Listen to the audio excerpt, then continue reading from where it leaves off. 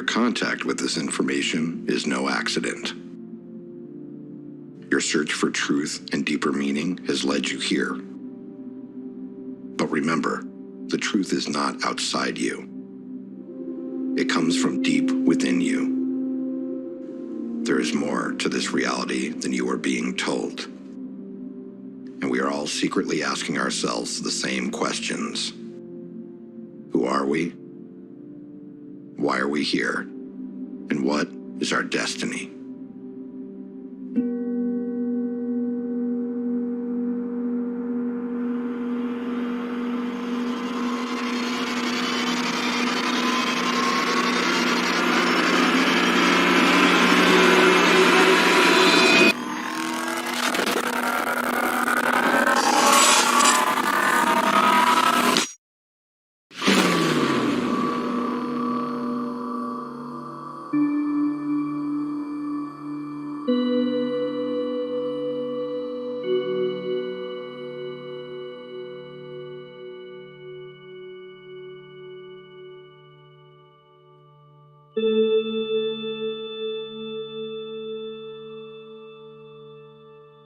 From the earliest stage I can remember, I was having dreams of flying cylinders in my backyard at the house I grew up in. And these cylinders did not have wings, and they would sort of flutter in the air. Interestingly enough, I also had many meetings with an old man who seemed to be connected to these flying cylinders. The old man had gray hair and a gray beard. He had a robe. He wore sandals. This man had such a connection to me that I actually would cry when I woke up from these dreams. In these dreams, he was telling me that a stupendous event was going to happen in humanity's future within my lifetime, that it would lead to some sort of evolutionary leap for us in what it means to be human. And he also told me that I would have a very key role to play in this awakening. He also said that I would be needing to learn as much about science as possible, and also he gave me a keen interest in UFOs and ancient civilizations. I was taught to spend a lot of time looking into the stone monuments around the world. He told me that was very important. He also wanted me to understand what these craft were that this phenomena was emanating from. A very powerful event happened when I was 5 years old, where I woke up in the middle of the night and I was floating over my own body. My body was alive. I was floating over myself in bed and I could see myself sleeping. But interestingly enough, my astral form, or ghost body, as I thought of it at the time, had the same pajamas on that I was wearing in the bed. So I'm literally looking down at myself, seeing myself sleep, and I then floated down the hallway, feet first. I felt as if there were voices talking. I felt a very strong energetic presence. And then I stopped at the stairwell that I would normally be walking downstairs through. And at that point, on its own, my body turned 90 degrees and then tilted up on a diagonal angle. And I started to drift down the stairs. As I then surged with fear, thinking, oh my God, I'm dying, the experience suddenly terminated and I was not able to go any farther. However, I've come to believe that most likely I did have more experience after that moment in the stairwell, but that I was spliced back into my body without the memory being retained consciously. As I grew older, this out-of-body experience compelled me to try to get another chance. So for 2 years after this happened, every night I prayed to get another chance to fly out of my body and meet the old man in person, quote-unquote, instead of in a dream. After 2 years, I broke down and told my mother what happened, and she was progressive enough to tell me that what had happened to me was one of a series of things called extrasensory perception, or ESP. So literally, I'm a 7-year-old kid, and I went underneath the stairwell in the basement of my house, and there was a whole row of paperback books, one of which said ESP in big capital letters. The title was How to Make ESP Work For You by Harold Sherman. I started reading the book. I was in 2nd grade. Most kids were reading Clifford the Big Red Dog. I did not understand many of the words, so I had to use context, but I was able to get through the book. For me, Reading people's minds, knowing what they were thinking, that was commonplace. I was very aware of what people were going to say before it came out of their mouth. I was very attentive to the eyes, the body language, the ambiance, and the nuance of a particular environment I was in. All of these things in my early childhood seemed to be anomalous until you started talking to certain insiders, at which point you realize this fits in with a greater mosaic. And it suggests that, like many others on Earth, I'm not suggesting that I'm unique here, there was extensive extraterrestrial contact that still to this day I have not been able to recover the memories from. Everyone in the UFO community is faced with a seemingly outrageous challenge to try to make sense out of the enormity of material that there is to study. How do you effectively navigate a course through an incredible body of material that encompasses many different ancient civilizations that have megalithic architecture or giant stones? How do you bring in the element of secret societies and the occult ceremonies that are taking place within these societies? What is the relationship between those secret societies and the governance of our modern world at the elite level? Is there a deep state? Is there some sort of supranational cult that is actually controlling the world? And then, how does this knowledge gel with the concept of a spontaneous quantum leap in human evolution that could be coming our way? A good starting point for this esoteric investigation is to rethink everything that we thought we knew about history.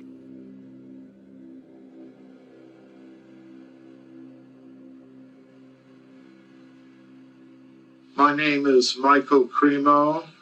I'm a researcher in human origins and antiquity, and that has led me into other questions related to human origins, evidence that goes beyond the timelines that modern science now accepts.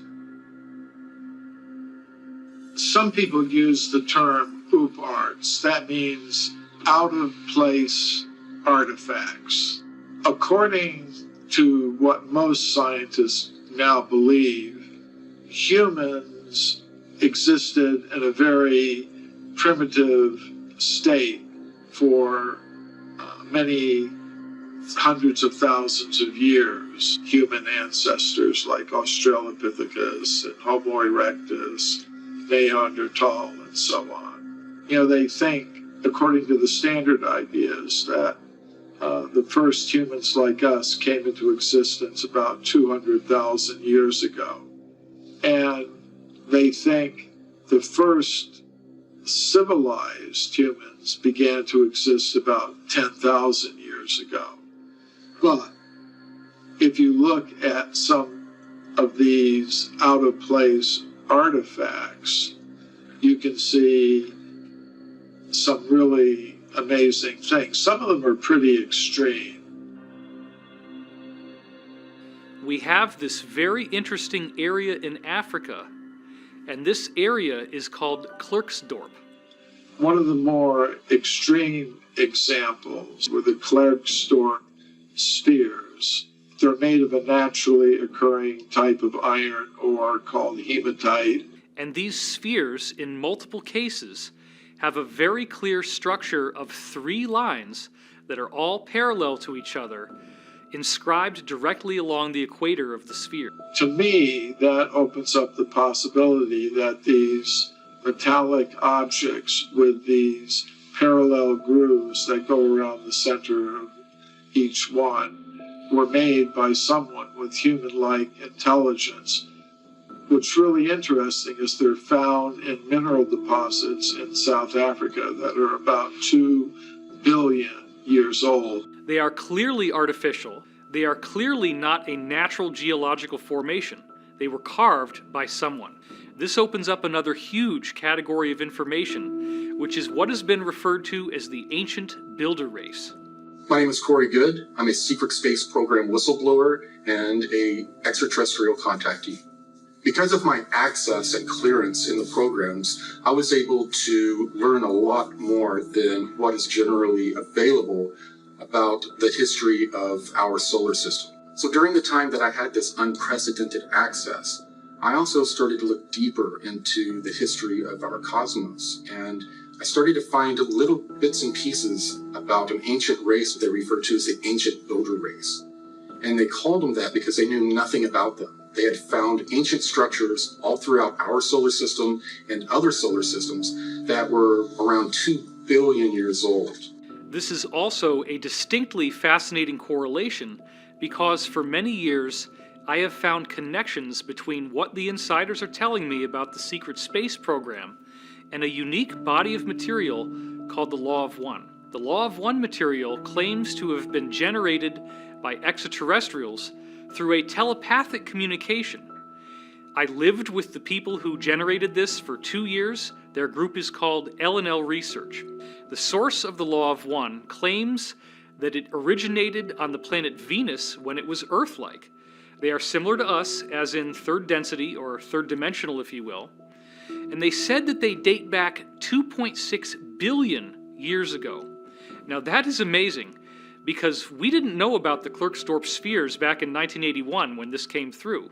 And yet, the dating they gave in the Law of One for when they were third dimensional like us is exactly the same as the geological dating of the Klerksdorp spheres.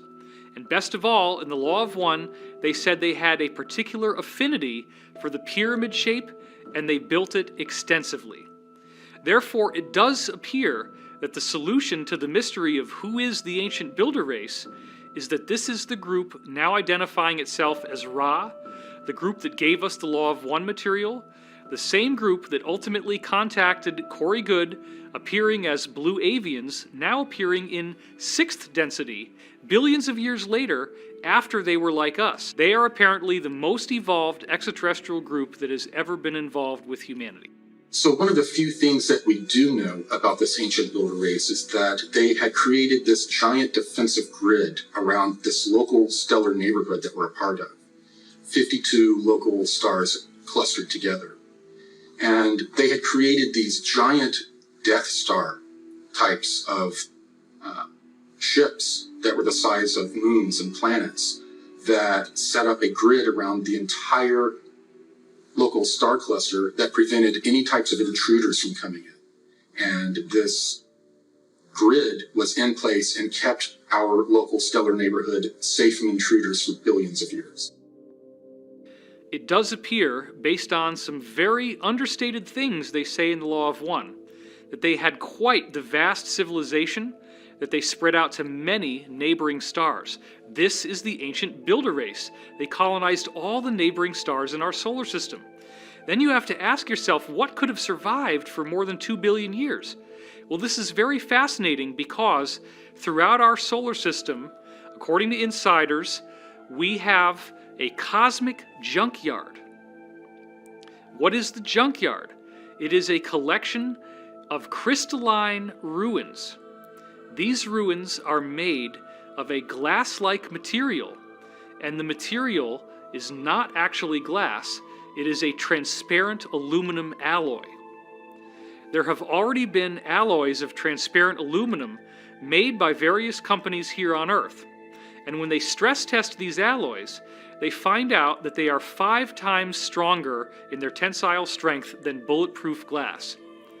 As our secret space program has apparently gone beyond our solar system with reverse-engineered technology similar to what they acquired in the Roswell crash over 70 years ago now, they found that all of the approximately 54 different stars in our own local group of stars, which are all gravitationally connected, every one of those stars has planets and moons and satellites with these same crystalline ruins on them. Obelisks, pyramids, and domes. Fly by the comets, visit asteroids, visit the moon of Mars. There's a monolith there, a very unusual structure on this object that goes around Mars once in 7 hours. When people find out about that, they're going to say, who put that there? Those obelisks, pyramids, and domes only constitute what is visible on the surface. The ancient builder race spent a lot more energy building inside these moons and planets. We're talking about vast regions that are habitable, where all you really need to do is seal off the door to the outside and reintroduce air pressure. And now you have pressurized an environment that can be occupied by human beings. What I believe is that in 1976, when Viking did this incredible reconnaissance in the bicentennial summer, they photographed something that was a mystery, was at the centerpiece of the NASA raison d'etre for going to Mars, the search for life, and they then never followed up. It's a set of pictures, 2 separate sets of frames at 2 different sun angles that show a collection of pyramids, an astounding geometric regularity in this layout. We don't have to prove they're artifacts. All we have to do is provide probable cause to suspect they could be, and then the ethics of science say you got to go and test. When you go back to the original NASA imagery of the Martian surface from 1976, there are 2 frames that really matter. There's 35A76 and there's 70A13. When you compare what is on these 2 frames, you can clearly see a city of what obviously appear to be pyramids, which apparently again were emulations of the ancient builder race crystal pyramids that they had found throughout our solar system and beyond. There is a gigantic pyramid estimated to be 1.5 miles wide, and this pyramid is clearly pentagonal, 5-sided. But what is even more fascinating than that is that there are 2 of the 5 corners at the top of the pyramid that are narrower than the others. And when you actually look at the pyramid, it is the 5-star human pattern of the human body. You can superimpose the Vitruvian Man on top of what they call the D&M pyramid on Mars, and it precisely fits. Now, what does that mean? That means the 5-sided pyramid on Mars is anthropomorphic. It is a human image. It is a pyramid built in the image of the human body. So believe it or not, pyramids and obelisks have been found on the Moon, on Mars, and on other moons and satellites throughout our solar system that are very damaged and very, very old, over 2 billion years old.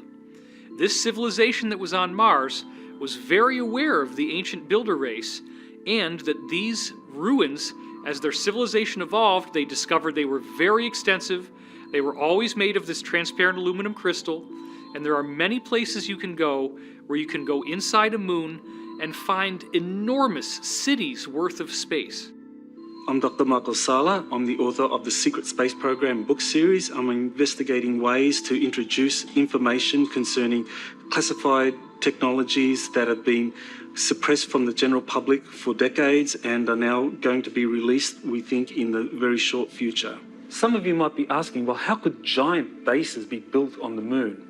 Well, we know, according to a group of Japanese scientists that released a paper in 2017, that giant caverns have been discovered in the moon, and that one of these caverns is big enough to house the entire metropolitan region of Philadelphia within it. The people who were involved in this ancient builder race seem to have mysteriously disappeared, and the cultures that came after them worshipped them as gods. They would emulate their architecture. The people who were on Mars, which we call the progenitor race, they actually built their own structures that were very similar to what they had found all throughout our solar system. We had Tiamat, which they say is basically a supermassive Earth. And we had Maldek, which was Mars, much smaller than Earth, but it was behaving as a moon around Tiamat. 2 different civilizations had developed, and they were very similar. The beings on Tiamat, they all had these elongated skulls that we've seen in various studies, but they were slightly different. The beings on Tiamat were slightly taller and had different shaped skulls. The beings on Maldek were slightly skinnier and smaller, and again had slightly different skulls, but they were genetically related. They were considered basically cousins. And they had royal families from both sides that were in competition with each other and warred with one another.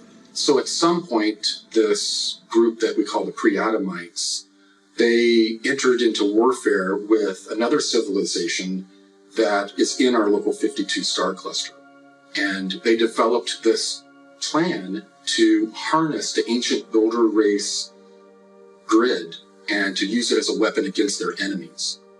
And this grid, it works through what we call the cosmic web. Every star, every planet is connected with an electromagnetic filament. And that's how portal travel works. You travel through these electromagnetic filaments.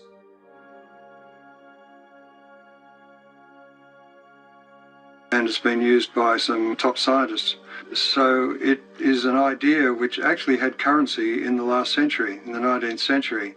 And for those who care to go back into history and look at the major scientific journals of that period, you'll notice that articles on the electrical nature of comets and the possible electrical activity on the sun were topics of discussion.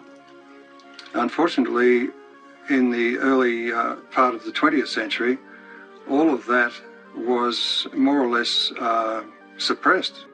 Something that, of course, we're brought up to believe, and that is that gravity is the controlling influence in the universe. It's what causes the planets to orbit around the sun and the moon around the earth, and to cause the tides upon the earth. All of that is true up to a point, but the thing to remember is that basically there is no understanding of gravity. Einstein's theory doesn't explain gravity. It has matter somehow affecting space in a way which is completely unphysical, in other words, warping empty space. There's no explanation as to how this might happen or what it even means. So we have more equations, but without any real meaning. What I'm suggesting is that we don't have an explanation for gravity, and until we do, we will not understand the limitations of that theory.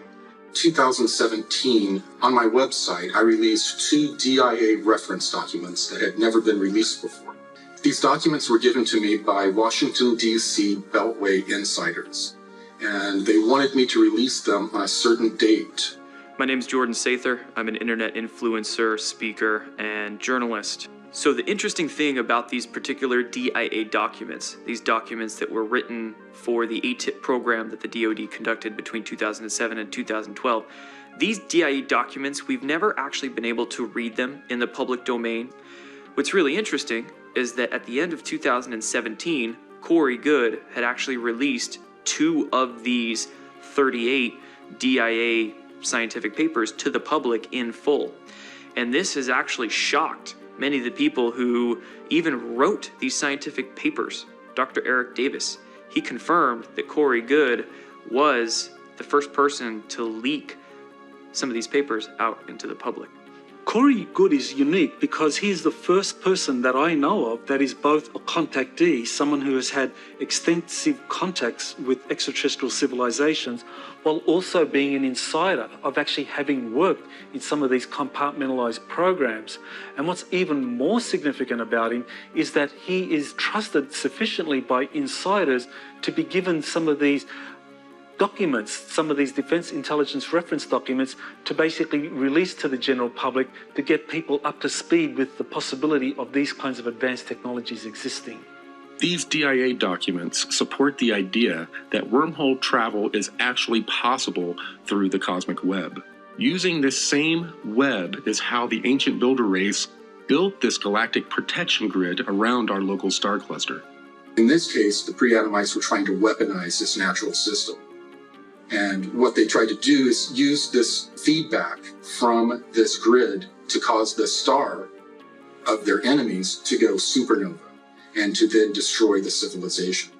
But they didn't time it right, the way that energy passes through this cosmic web, and they chose the exact wrong moment, and it caused our sun to superflare. And when it did, it destroyed Tiamat and ripped the atmosphere away from Mars, and it then also affected the atmosphere of Earth, and all of the other planets, their trajectories changed in this event. The most important researcher supporting the exploded planet hypothesis is Dr. Thomas Van Flandern, and he was the head of the US Naval Observatory in Washington, D.C.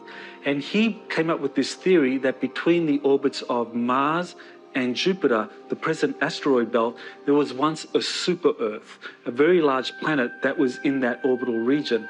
And he came up with a paper that actually explained how this planet existed at some point and how the asteroid belt is evidence of this planet's destruction through events that we could only speculate about. And Dr. Thomas Van Flandern supported this exploded planet hypothesis by studying the geology of Mars. And what he found was that half of Mars was basically 20 miles thicker than the other half. And that was evidence of it facing this exploding planet and receiving all the debris, and that this was also an explanation for why the atmosphere of Mars was suddenly evaporated hundreds of thousands of years ago.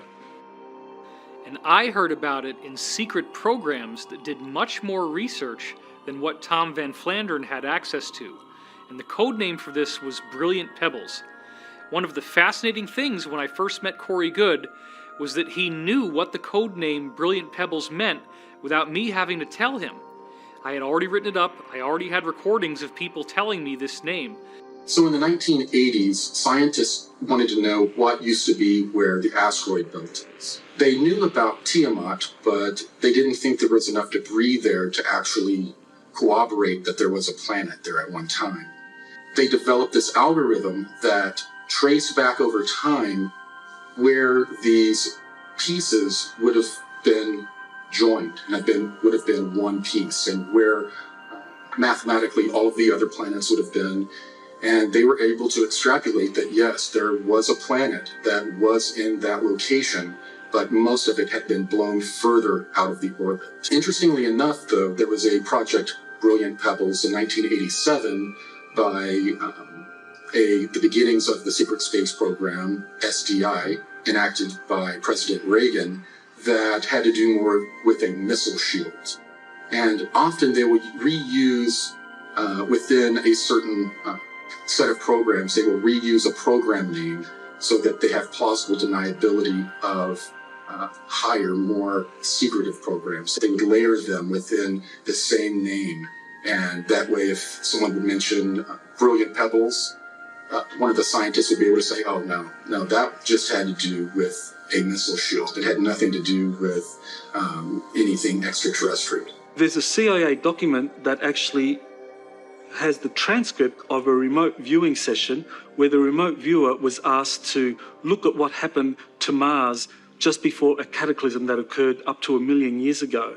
And Joseph McMoneagle was the remote viewer who looked at Mars at the time of it undergoing some kind of planetary catastrophe, probably associated with the exploding superplanet. What he saw was that these surviving Martians getting on these spacecraft, on these planetary arcs, and evacuating to another planet which had a very equatorial region with volcanoes and so forth. This is where the Martians evacuated to. So after the great destruction of Tiamat and Maldak was damaged beyond repairing itself, these pre-Adamites took the moon as a giant ship, a giant conveyance. It was also in the vicinity of Tiamat. They hijacked the moon and flew it to the Earth. And they tidal locked it with the Earth to keep it in place. And they lived on the moon for thousands of years, observing the culture, the development of civilization going on the planet below, and at the same time having certain colonies down where they knew where ancient builder race remnants were. The survivors of the catastrophe who were inside Earth's moon then suffered another massive cataclysm 55,000 years ago, and we now know that this was caused by a solar flash, a massive emission of light, energy, and matter from the sun. Part of the problem when you have these solar flashes is that in addition to an enormous heating of the atmospheres and even the surfaces of planets, which could be up to 1,000 degrees Celsius. We're literally talking about a heat that can melt stone. You also have the sun throwing off a great deal of debris, a great deal of chunky, molten material that will physically strike the surface of planets and moons. This solar flash is what now is being called a micronova. A supernova is where a star completely explodes and nothing is left except for a red dwarf or a brown dwarf. Whereas the micronova causes an incredible flash to occur, but the star maintains its stability and structure in the aftermath. The latest NASA research that's only come out in the last year proves that there are multiple documented examples of micronovas everywhere we look. This is not uncommon. Stars do this naturally, and it is a very normal aspect of a given solar system. So after these pre-Adamite groups from Tiamat and Maldek had moved to the moon, they were there for thousands of years. And as we know now, the solar system goes through a cycle of destruction. We had another solar event that wreaked havoc on the moon. It would appear, based on historical records, that the people living inside the moon did not know that this solar flash was going to happen. It was being kept secret from them by their own governmental elite. I once had an insider who we call Bruce, who described that his faction of the military-industrial complex was only able to go inside these inner passageways in the moon a total of 6 times on covert missions that they sent people in through. And they found a vast amount of control systems where you walk into a room, the lights come on, you have these big giant screens that are very wide with displays on them, there are control surfaces in front of them, and it was gorgeous. And this goes on for miles and miles and miles, countlessly. Everywhere you look, there are these bodies that have not been cleaned up because the amount of square footage inside the moon is so vast and the amount of depth is so vast that huge regions inside the moon have never been cleaned up, never been explored, and there is a horrible stench from these decaying dead bodies. And the remnants that survived that new catastrophe of pre-Adamites loaded up into their last 3 motherships from their home planets, and they flew those down to Earth. They were damaged, and it was more of a crash landing. Later on, when our secret space program located the remnants of these ships under the ice in Antarctica, they named them the Nina, the Pinta, and the Santa Maria. So when these 3 motherships crash landed, the pre-Adamites that inhabited them began to cannibalize the technology and materials to build out a great civilization. And this civilization would later be known as Atlantis. Another important historical reference to existence of advanced civilizations is Plato's description of Atlantis. He described an island continent with incredibly advanced technologies, with a wonderful canal system and concentric rings, that this was something that was built in a series of islands, and it was the center of a vast empire that existed beyond the Pillars of Hercules. And many people speculate as to where Atlantis is, but I believe Atlantis is probably the western portion of Antarctica, especially around the Palmer Peninsula, that this was, prior to 9700 BC, actually ice-free. They landed in Antarctica, where there is apparently a pyramid that, if you could see it without the ice covering it, is much larger than the Great Pyramid of Giza. That pyramid was a landmark for the surface feature of something that is predominantly underground. There are enormous ancient builder race ruins underneath the surface in Antarctica. The progenitors crash-landed in Antarctica, but at the time, the Earth was on a different axial tilt, and Antarctica was not covered by ice. In the 15th century, the Peri-Reis map was produced, and what it shows is the coastline of North and South America, Africa, as well as what appears to be Antarctica, the Palmer Peninsula, as well as part of New Schwabenland. Now, this was well before Antarctica was discovered. When we explore the idea of Antarctica being ice-free, we have to look at the evidence of pole shifts. And the person who's most associated with theories of pole shifts is Charles Hapgood, who wrote a book called The Earth's Shifting Crust. And his book was supported by Albert Einstein, who wrote the foreword to it, and basically believed that Hapgood was correct in terms of his theory, how the pole shifts approximately 40 degrees from one age to another age. This pre-Adamite group, while their civilization was thriving on Tiamat and Maldek, they became very, very proficient geneticists. And they brought that with them to the Earth. And when they got to the Earth, they found inhabitants that were humanoid beings. They then started to play around with the genetics of these early humans and develop them into a number of different species, including hybrids with animals that they used as a slave force. So the people who crash landed in what we now call Antarctica began to introduce their DNA into the genetic material of humans from Earth. And those people who were cloned out did have the elongated skull physiology. Apparently, there were two royal lineages that go all the way back to the source planets themselves, and they have slightly different features. When you look at the elongated skulls, some of them have a distinct bun-like bump that looks almost like there is a ball on the surface of their head there, whereas other elongated skulls have a smooth slope without that bun-like protrusion. This apparently refers to the two major types of extraterrestrial lineages from this exploded planet. So the pre-Adamites thrived for thousands of years and became the Atlanteans. 11,800 years ago, our sun had another micronova. And this was one of the more severe micronovas. And as the ejecta from the micronova left the sun, it impacted the moon and also Earth.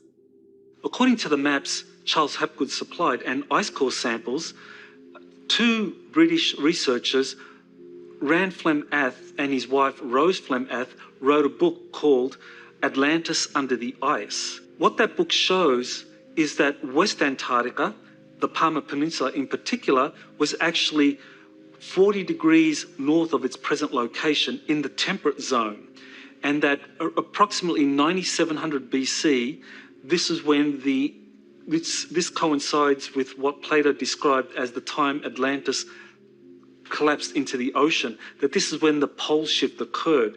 And so that coincided with that region of Antarctica moving down towards the South Pole and it being frozen over, and everything that was in that continent was flooded and flash frozen.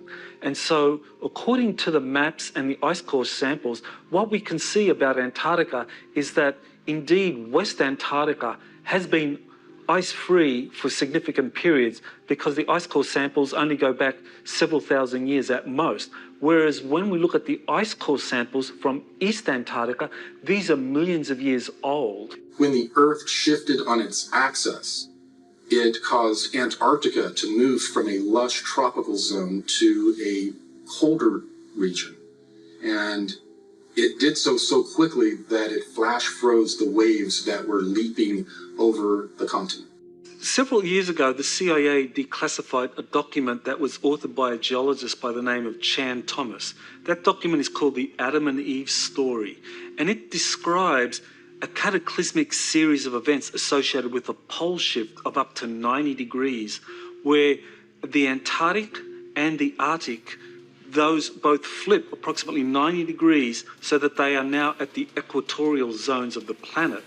With a rumble so low as to be inaudible, growing and fuming into a thunderous roar, the earthquake starts. Only it's not like any earthquake in recorded history. In California, the mountains shake like ferns in a breeze. The mighty Pacific rears back and piles up into a mountain of water 2 miles high. and starts its race eastward. With a force of 1,000 armies, the wind attacks. Within 3 hours, the fantastic wall of water moves across the continent, burying the wind-ravaged land under 2 miles of seething water coast to coast. Central America suffers the same cannonade. South America finds the Andes not high enough to stop the cataclysmic violence pounded out by water in her berserk rage. In less than a day, Ecuador, Peru, Western Brazil are shaken madly by the devastating earthquake, burned by Mother Earth fire, buried under cubic miles of torrential Pacific seas, and then turned into a frozen hell. Everything freezes. Man, beast, plant, and mud are all rock hard in less than 4 hours. Europe cannot escape the onslaught. Western Africa and the sands of the Sahara vanish in nature's wrath. The area bounded by the Congo, South Africa, and Kenya suffers only severe earthquakes and wind. Survivors there marvel at the sun standing still in the sky for nearly half a day. As the Arctic basin leaves its polar home, eastern Siberia, Manchuria, China, and Burma are subjected to the same annihilation as South America. Wind, earth fire, inundation, and freezing. The Bay of Bengal Basin, just east of India, is now at the North Pole. The Pacific Ocean, just west of Peru, is at the South Pole. Australia is the new unexplored continent in the world's temperate zone, with only a few handfuls of survivors populating its vastness. The cataclysm has done its work well and drives the pitiful few who survive into a new Stone Age. Once more, the Earth has shifted its shelf, with the poles moving almost to the equator in a fraction of a day. Again, the atmosphere and oceans, refusing to change direction with the Earth's shell, have wiped out almost all life. After this tumble, we'll join Noah, Adam and Eve, Atlantis, Mu, and Olympus. When we look at ice core samples, it doesn't support a pole shift occurring to that extent, not 90 degrees, but certainly 40 degrees or less. That's what the ice core samples support. These cataclysms would result in large loss of life throughout the planet, and that there would be portions of the planet, however, that would escape the worst of these winds and of these tsunamis, and those would be the survivors that would build civilization again from the ashes of that great catastrophe.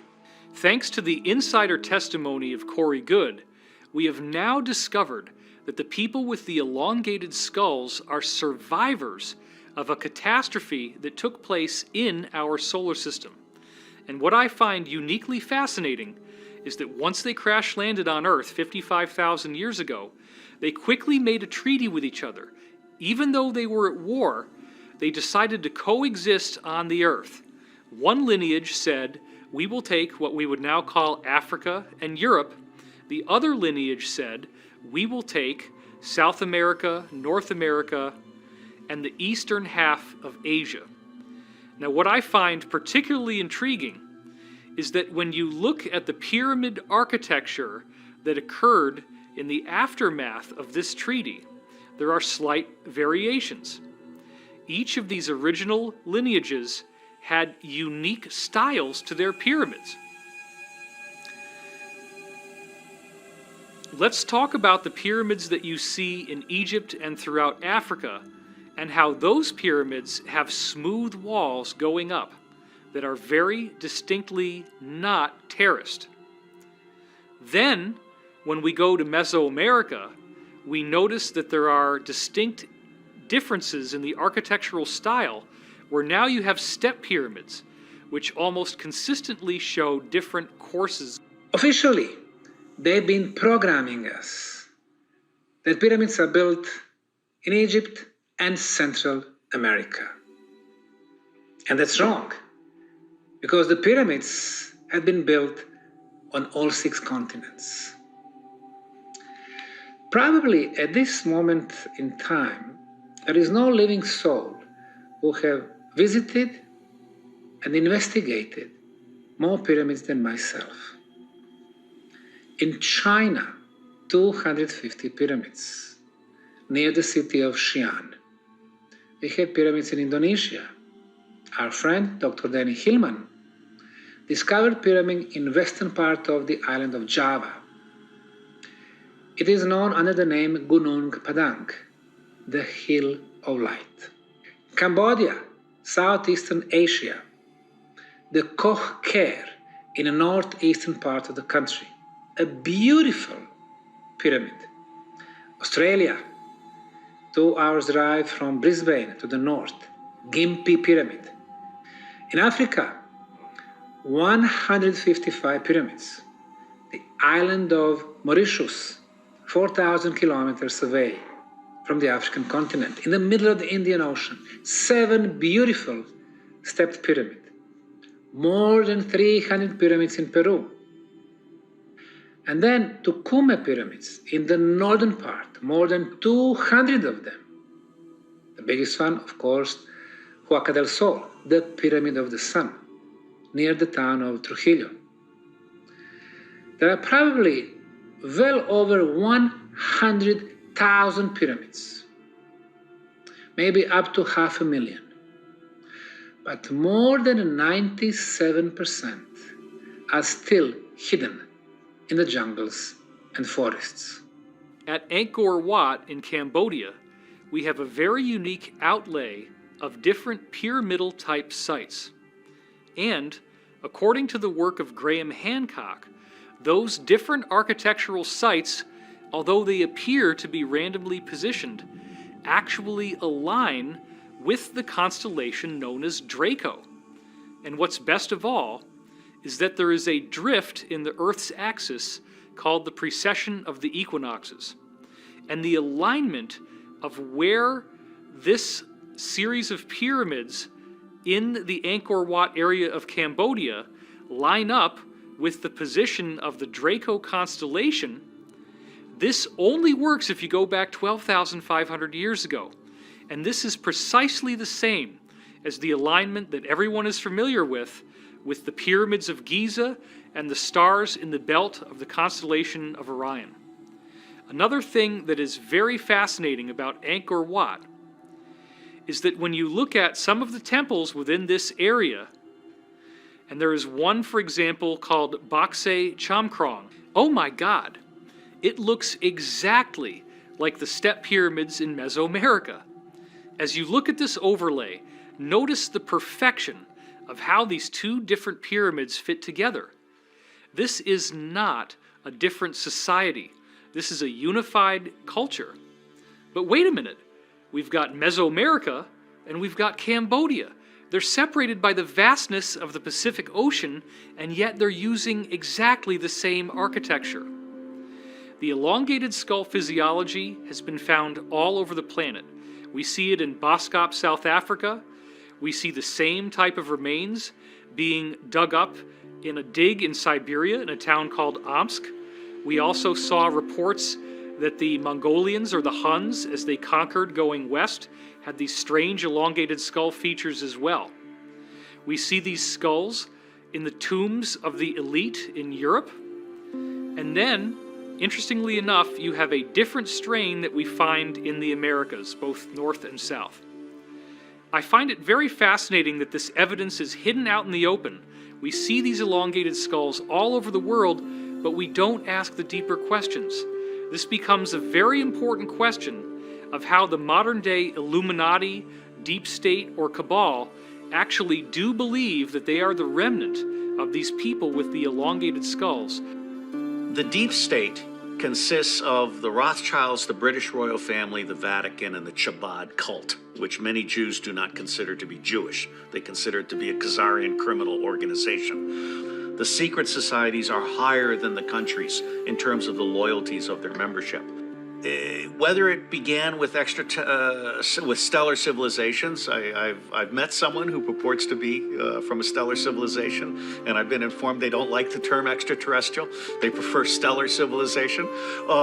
Be that as it may, whether you believe in extraterrestrial stuff or not, it's clear that here on Earth there's a 1%, there's a 99%. And in 2012, the forces of good started to win. and the Mayans and others had predicted this. And I think the way I explain it to myself is that the collective meditation and prayer that was being done ended up bringing in the positive stellar civilizations, and now the negative stellar civilizations are on the run, and the elites are on the run. Now, the good news is I think human beings are an experiment in free will. And I believe that if we can resurrect our individual sovereignty, there is no power in the galaxy that can stand up to us.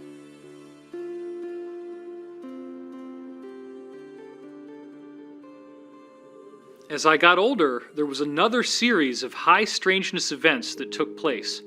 I was often having high fevers as I grew up. And these fevers were correlated with two distinct phenomena that would always happen.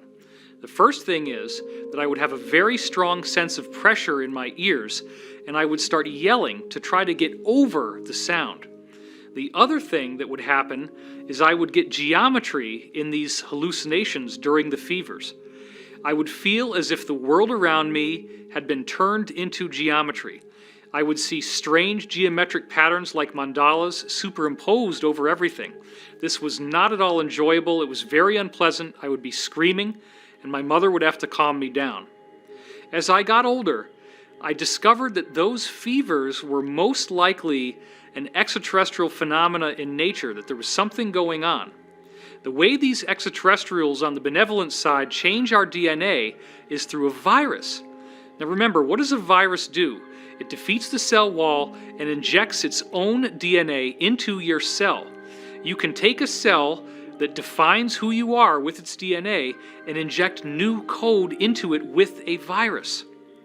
I remember having dreams where I was seeing benevolent, ordinary, human-looking people like the old man in robes coming into my space, landing in this roughly bus-shaped craft in my yard, bringing me on board, and actually giving me these injections of these viruses so that my DNA could be modified and upgraded. I would wake up in the middle of the night. I would be on some sort of program that I didn't consciously have any objection to, where I felt like it was time to go to school. I would walk out the side door like it was time to go to school, but I would notice that everything was black, and I'd say, what the heck is going on? I'd turn around and go back into the house.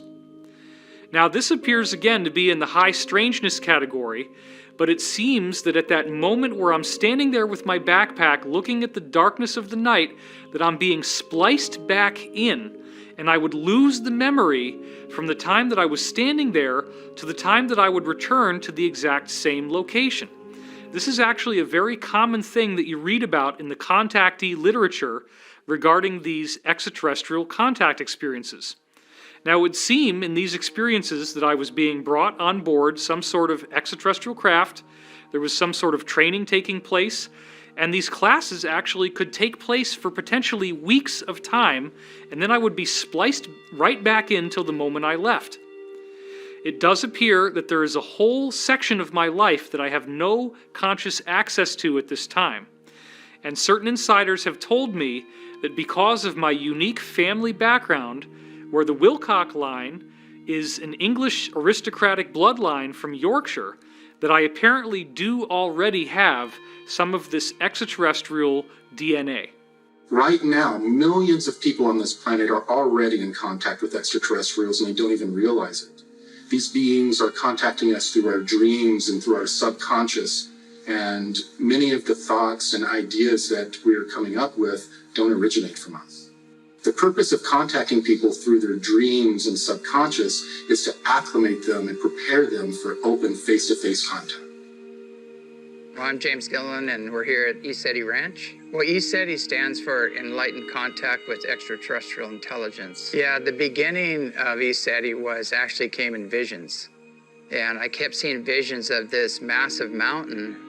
And when I first came on the property, it was just unbelievable. It was like a movie out of the Old Testament or something. The mountain just, clouds started changing. There's a giant lenticular cloud. It was lit up orange underneath.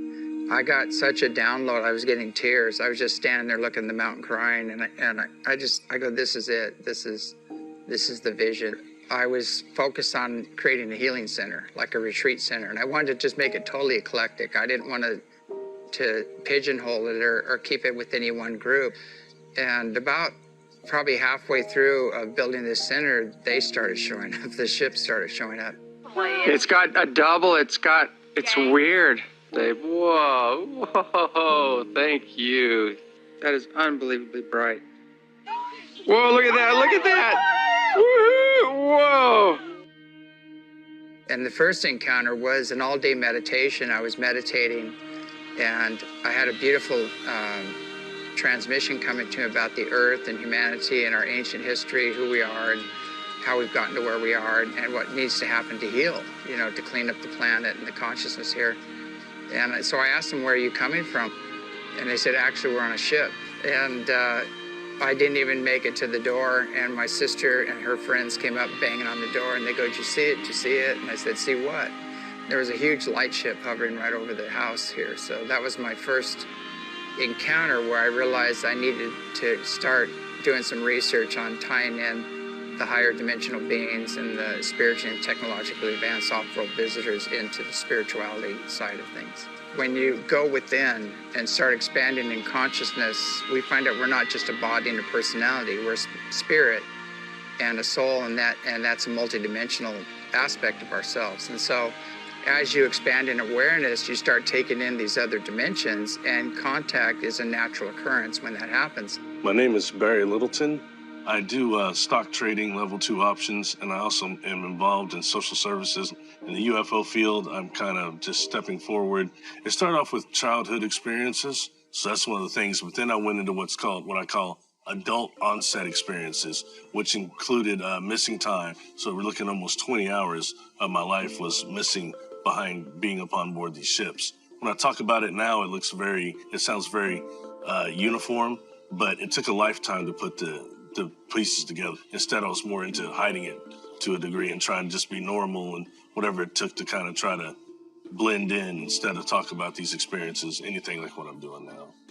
I always heard it as termed as demonic and dealing with demons, and that labels somebody as demons and crazy and puts the most negative connotation on it possible. So that's one problem I think there is there, and that's a real way to block people from talking about this and ever coming forward. These beings, they never would give me any revelations about the future, but they only gave me information concerning the earth and always the technologies, and there was a lot of love energy that came off them, enough to where being in the presence of a non-human, it would somewhat chill you out because it's not just a normal thing, and there's a great risk of panic there, but the type of vibration coming off their biofields was very calming. It started off with a being that was insectoid, and when he would come and interact with me in my daily life, he was doing something with the optic nerves, I'm sure of that, to make him appear even more human. But when I saw him on board craft, he was definitely insectoid and ancient. Smaller, okay? That'd be the first being that stepped forward to me.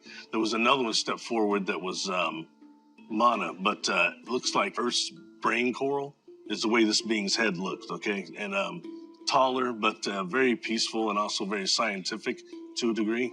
I've also seen small blue beings that claim to be from Andromeda, maybe about 2.5 feet tall, I would say. And those are some. And then there's the other portion that I had a hard time dealing with because there's no frame of reference for this, is that beings that are on board these crafts that are non-corporeal, non-physical, they have different containers for their consciousness, like plasma or light configurations. The inside of the crafts themselves that I've seen look like type of a fungus, a type of a hard mushroom that's slightly different. So that told me that these craft are actually organic. If we're going to become a type 1 civilization, we need to start just not incorporating the spiritual, but also the organic components into our space travel, definitely. I believe what is happening on the planet right now is a shift in consciousness. And meaning not, I've heard it called other things such as ascension, we're going to go to another dimension. I've heard all these things, but I think in reality, it's a shift of consciousness. Because at least in my opinion, 85 to 90% of our population has had extreme contact, but they can't remember it. They're unaware of it due to the fact our perception is so molded. Internet has helped with starting communication amongst what I call melanin-dominant contactees, experiencers. And like I said, it was the indoctrination of religion that kind of stopped that to a degree. But right now, I think that the fact that certain people are coming forward and taking it through darts, a few darts, is making it more accessible to others and others more comfortable about it. I believe they are reaching out because they're wanting right now to help us with this shift in consciousness. And what has been shown to me is humanity does have a type of free will, but we're not going to be allowed to destroy the earth anymore. Yeah, my name is Robert Salas. I'm had experience in the 60s at Malmstrom Air Force Base as a missile launch officer. When this incident happened, right afterwards, we were ordered to sign a non-disclosure statement, and that had very strict penalties if we broke that. The incident was classified. However, since it had been a long period of time, they were going to declassify what I'll call the Echo flight shutdown of 10 missiles. The Echo flight incident happened March 16th, 1967. Ours happened 8 days later, March 24th, 67. In addition to that, there have been many other incidents involving UFOs at nuclear missile sites. It happened again at Minot in 1968. It happened at Whiteman Air Force Base, right, and other bases, similar incidents. It took time to get to the point where I realized that we were certainly not alone in the universe. And I had plenty of time, of course, because I couldn't talk about it. But eventually I did get to that point, and it was a kind of awakening that what we were doing on Earth here, building up nuclear stockpiles, having the ability to completely destroy every living thing on the planet, was not acceptable, not only to us, but to others in the cosmos. The bombings of Hiroshima and Nagasaki still haunt me. I think about that a lot. And the fact that we could easily be involved in nuclear war today. We've done it with Chernobyl, we've done it with Fukushima. That's immoral. It's immoral to the whole human race. We can't just adopt the morals or ethics of one particular country or group of people. We're talking about humanity as a whole and how we fit into the cosmos. You know, we are, it should be obvious to everyone by now that we are not alone. And it's ridiculous to think that we are. And the entities have spoken. They have said, you should not have nuclear weapons. My name's Peter Maxwell Slattery, and I'm from Australia, and I'm a lifelong experiencer with probably the largest catalogue of UFOs, paranormal activity captured on camera and video in the world. There's so many different types of crafts that I've filmed, whether they look like they're plasma, they're morphing, changing shape, these egg-shaped type crafts, pearls, and that's, you know, we look at the translated word of Buddha, they talk about pearls in the sky that brought the gods down to earth to visit man. I've always been an experiencer since a young age. It started off with telepathy. Not long after that, I started to see grey aliens, but they were white. I didn't know if they were alien, you know, angels, demons. I just didn't know what it was. My journey with coming out about my experiences was the hardest thing I have and ever will do, in my opinion. I've been shot at. I've had death threats. I get hate mail almost on a daily basis. And I didn't ask to go on the news or to talk about this. I had the news come to me and ask me if they could use my footage, and I just wanted to know what the hell was going on. I went and got brain scans. I went and talked to people. I thought I was literally going insane. A lot of us do think about suicide. We think about just going away and never ever seeing anybody ever again, or just completely forgetting about this reality and going back to a 3D life. To tell my mother and father, my brother, my stepbrothers and sisters, friends, I was sort of stupid to some extent, thinking people are just going to believe this because I experienced it. Because when it's happening, it's like, you know, the world needs to know this. This is the most important subject. It goes through everything to do with energy, agriculture, society, everything we can think of, space travel, our consciousness and how we treat each other. This, hands down, is the most important issue. Every aspect of your reality changes when you're experiencing what I call multidimensional reality. An experience that I've had that really touched my heart with the start of all this was I was in my lounge room and broad daylight, middle of the day, and I was approached to what I can only call is liquid blue light beings. Now, before this experience, I'd seen these liquid blue light orbs coming in and out of my house. I didn't know what it was, but one day they appeared as 7 foot tall light beings. They were all male, they were all female, and the information exchange from that experience, it didn't last too long, but there was like, it's almost like somebody stuck a USB stick in your consciousness and all this data, imagery, information of a wide range of scope on different aspects of not just humanity, but who we are, where we come from. All this data just came flooding in. But the information from this being was relating to who I am, that I need to wake up and remember who I really am. It comes down to something that I call Operation Starseed. And why I say starseeds, not just are we from the stars, we are from Source, an overall collective. They showed me the makeup of this reality. I've shown other universes, and each universe we could call Source or God, and it had its own planes and dimensions that created another super intelligence. These universes were cell of a bigger intelligence. And so from that understanding and that experience, they were showing me that we've come down the planes and dimensions as strongest souls right now to help uplift the consciousness evolution here. We're here for conscious evolution to help humanity help themselves. So what we have on Earth is a wide variety of different extraterrestrial races who cherry-picked DNA from all over the galaxy. Let's look at this particular population. Let's look at this particular population. They're all fundamentally human, or humanoid at least, because that's a constant throughout the galaxy. But this particular human race has a spiritual sense.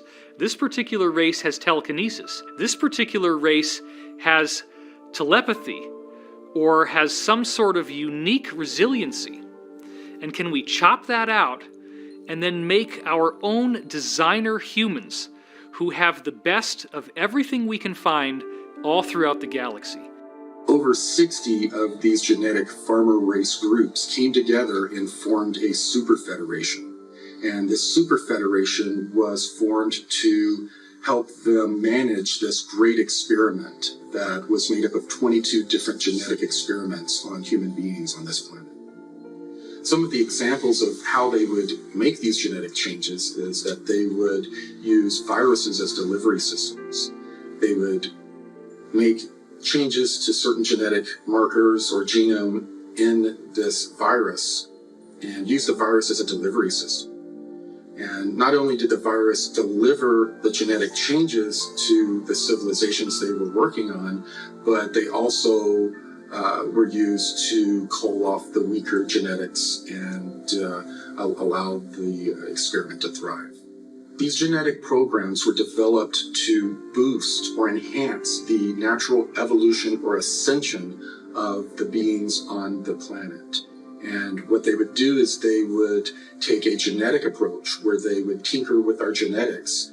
And instead of allowing eons of time for genetic changes to occur, they would cause them almost instantaneously. So on our planet, we have all of these different genetic experiments that are in some cases competing with each other. To prevent these experiments from mixing with each other or wiping each other out, they began to develop social norms and different ways for these cultures to self-police and protect their own genetic experiment from being interfered with. So as they're helping us evolve genetically, they're also helping us evolve on a consciousness level. They bring us various belief systems, religions. They instill social norms in us that help us self-police ourselves and manicure our consciousness along with our genetics to develop them in tandem. Even today, these experiments are compartmentalized through religion, language, geographic location, and culture. And there's also a cosmic component. The goal is that eventually the civilization that they're experimenting on and working on become self-guiding. They get to a point to where they control their own genetics and their own consciousness development, as well as join this super federation in going out to other planets and assisting those civilizations in the same process. Now that we've developed to a point of traveling the cosmos ourselves, we've gotten to a point to where we're self-managing ourselves, and this super federation is being disbanded, and we're taking over our own genetic and spiritual development. As a result of all of this, the infrastructure that has been built out secretly in our solar system will now be handed over to the rest of humanity. Another very important point to note here is that the DNA changes that the genetic farmers put into us are at this point still predominantly dormant. They are, if you will, locked up in the 95+% of our DNA that appears to not normally be used, which our scientists call junk DNA. We only use about 5 to 10% of our DNA for building our body. They call these coding DNA sequences, meaning that they code proteins to make our physical body with. 90 to 95% of our DNA is non-coding DNA. In other words, mainstream science has no idea what this DNA really does. They call it, quote, junk DNA. Why would any sort of intelligent designer put junk in our body? Put something in our body that's useless? That wouldn't happen. In fact, what I believe is that this 90 to 95% of junk DNA is actually used metaphysically. It's used for our consciousness in ways that we just don't really understand yet. My name is John D'Souza. I was an FBI special agent for 25 years. One of the things that I notice at the FBI and in any law enforcement group really is that they are demonstrative of the larger rule that there's always a percentage in any segment that demonstrate these extraordinary powers, these extraordinary abilities, 5, 6, 7%. Luckily for us, they save extraordinary numbers of people's lives using those abilities. I think what sets these people, this segment of the population, what sets them apart from everyone else is that they have some kind of marker that designates them as having parts of their DNA activated that the majority of the population doesn't have. And that's something that's evident no matter where you go in every group. There's always that segment, that remainder of people that they just activate. One of the first great experiences of the paranormal that was shared by me and hundreds of other law enforcement officers was what we called the Indigo Kids of 9/11. This was groups of little kids as young as 5, 6, 7 years old, all over the United States, that in the weeks and just days before the 9/11 terrorist attacks, they had cognitive experiences of what was going to happen. And they displayed those experiences the way the little kids would. At school, sometimes they did it with drawings, with finger paints, with arts and crafts, representing burning buildings where people were jumping out of the buildings. And no one really paid that much attention to it until 9/11 happened. And then we set up all these intel centers saying, report anything at all that occurred just before 9/11, anything suspicious, anything at all, doesn't matter what it is. And people did. People reported these little kids. They reported them as having dreams and visions and arts and crafts representing what happened on 9/11. So we had to go investigate these little kids for possible connection to terrorism and their parents. We had to go question them, and we did. And in every case, they had a vision, they had a sense, they had a remote viewing, they had something of that sort, and there was no physical explanation how they could have known. And that's the Indigo Kids of 9/11. It's very evident to me that corporations and government intel agencies are very intent on monitoring and identifying everyone who's had these anomalous experiences, because they want to identify them, because later on they're probably going to scoop them up. It's like gun registration. You got to know where the guns are so you can get them all later on. Now, certain cosmic laws were established for these genetic experiments. To avoid violating these cosmic laws, some of these ET genetic farmer races would incarnate as humans and allow themselves to be experimented upon. These genetic farmer races would also incarnate here for raising our consciousness. We have various people like Tesla and Einstein who are most likely starseeds or incarnates of these extraterrestrials. These people brought philosophies and scientific principles that radically changed our civilization. One of my favorite quotes from Nikola Tesla is that he said the gift of mental power comes from God, the divine being, and if we concentrate our minds on that truth, we become in tune with this great power. So I think what Tesla was trying to tell us is that there is this sort of divine intelligence out there that every single one of us has access to if we choose to access it, if we do what's necessary, if we open our minds up to access or to tap into that greater intelligence. According to the different contactees that I've interviewed, basically what we're witnessing at the very moment is a temporal war between different extraterrestrial groups. There's a positive extraterrestrial group, predominantly human-looking, that basically want us to develop our civilization along the path of an ethical, responsible civilization where we basically become part of a galactic community. There's another extraterrestrial group that are aggressive and they want the Earth to be basically develop along the lines of a tyrannical civilization. In a way, these 22 experiments were similar to competing term papers. Each of these races were trying to make their experiment the one that came out on top. So they would often sabotage each other's experiments. And one of the ways they did this was to manipulate time. And this is what led to the Mandela effect that we're experiencing today. The Mandela effect is this idea that people have different recollections of historical events. The most famous one is some people remember Nelson Mandela dying in prison and others don't.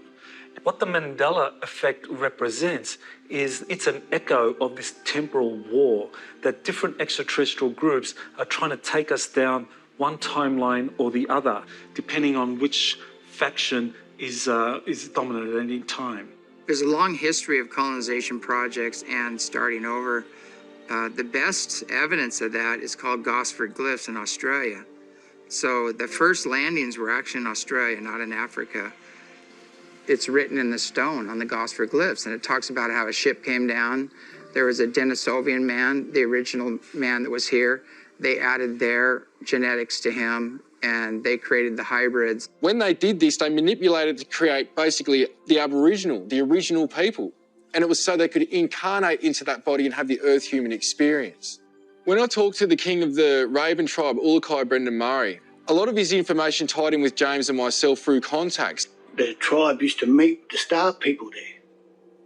And then what happened was it was all positive and consensual. But then something happened with time where other beings were turning up and started to actually remove people from that site and take them on their crafts. And in a time when the human DNA had that multi-strain, 6 double helixes instead of the 2 that we've been hinted to, where the people would transform and escape the kidnappings from these crafts. And the older people informed me that they were taking people off to other continents and creating new humans out of our DNA here. And it was a group from the Orions who were meant to be coming and doing the kidnapping. A negative ET group. Right across this continent, the DNA become attached to the land and the land attached to the actual DNA. We are no different to the planet itself. We're just a fractal. I know that there was 7 major forms of our DNA created in the first place. And I know that some people talk about when there was 7 major forms of DNA was first created, that they created another, like a future form of another 5, like semitones, for the development of the interbreeding, so that when these different physical aspects come together to create new life, then the soul structure was different as well from the previous generations. So that soul structure was already implemented in the ethos. So it's like music, there's 7 major tones, 5 semitones, which makes 12. The creators understood that there was a time when these 7 major forms of humans were going to start to mingle. And so they allotted these 5 extra tones or semitones for them people to be interbred with and to become interracial. Now, a lot of elders, whether it's in America or Australia or other cultures, they talk about that they were seeded by the Pleiadians. We also have a lot of rock paintings and cave art depicting what we call the Wandjina, the sky beings. My name is Clifford Mahudi. I'm a Zuni Pueblo Indian, and I have been working to get a lot of information among the indigenous groups, especially the North American Indians and our neighbors to the south, our brothers and sisters, the Mesoamerican Indian people. And I'm doing this because it is about time that we start gathering the information to convey and pass on to future generations. The origins of those protocols were provided by what, again, we call the star people, or are the spiritual people from different realms, primarily from what we call the sky people, and also the deities that they brought in from other parts of the cosmos. They were put in place so that they have one way of worship. If you look at it in terms of the origin of what we are going, we started out is that technology and spirituality were in connected, real tight in the beginning, and throughout the ages they separated technology away from the spirituality, and then it became a hard science. And somewhere in that path, man invented religion. Religion was primarily for 3 basic reasons. First of all, it was fear, and of course the other one was control, and the third one was greed. And so it worked against spirituality. The indigenous community had technology that was performed through the conscious methodology. For example, there was remote viewing. I'm John Vivanco, and I've been in remote viewing for over 20 years. I was working in a civilian think tank. We were civilian operation, yet we were utilized by some of those in government. And usually the stuff in government was bizarre things. It was never normal type stuff. There's one case that we've really dug into, and that's the case of J.C. Brown. He claims that he came across a cave that went, 11, 14 miles underground. And he came across what he called the village, eventually he called the village, which was these cutout rooms. In these rooms, he found giant mummies that were up to 12 feet tall. We decided to take this case, see if we can find out first if it's real. What's going on here? Digging into these giants, we went further, right? So we also go and we identify the location where we can find them, the whole 9 yards. But as far as the giants are concerned, these are from an ancient civilization. These beings have been on Earth for a very long time. When we looked at where they originally came from, it was a seeding on one side, like humans, for instance, and then alien intervention, where they had genetically manipulated this species to be the way they are. And what happened with them was that there was a major cataclysm. This is probably around the time of the flood, so they were still around. And a major cataclysm occurred, especially up in the flooding, up in the Pacific Northwest, that wiped them out. And this cave system that these guys went to, these giants went to, was them trying to escape.